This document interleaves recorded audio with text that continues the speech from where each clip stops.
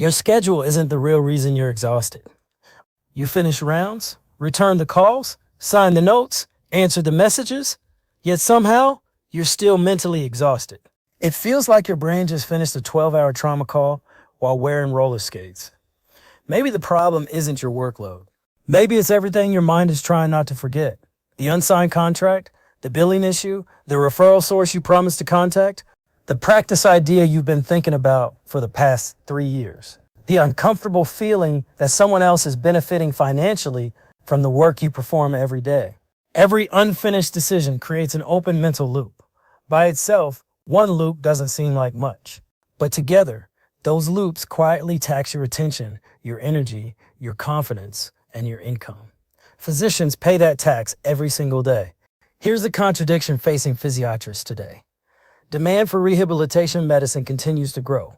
The population is aging. Hospitals need better functional outcomes. They need shorter lengths of stay, better post-acute coordination, and physicians who understand the entire rehabilitation continuum. There simply aren't enough physiatrists. Logically, that should give you more leverage. Instead, many physicians are experiencing heavier workloads, more administrative responsibility, less autonomy, and declining reimbursement. More patients, more documentation, more demand. Not necessarily more freedom. Meanwhile, you watch other physicians launch consulting companies, secure medical directorships, build rehabilitation practices, and create multiple streams of income. That's when FOMO quietly arrives. You know opportunity exists. You just can't find enough mental space to evaluate it. Your brain has become an unpaid office manager, trying to remember everything, organizing nothing, and never taking a vacation. Mental clutter doesn't just make you tired, it makes you expensive. Decisions take longer, important conversations get delayed, opportunities quietly disappear. You stay inside the same employment model, not because it's the best option, but because evaluating alternatives feels overwhelming. Maybe you've caught yourself saying, I need more time. I need to learn more. I'll start when things calm down. But medicine rarely calms down. The inbox doesn't suddenly become compassionate, and your calendar won't magically create space unless you decide to create it. Without a trusted system, your best business ideas stay trapped in your head. Contracts, referral opportunities, practice ideas, revenue strategies, they never become action.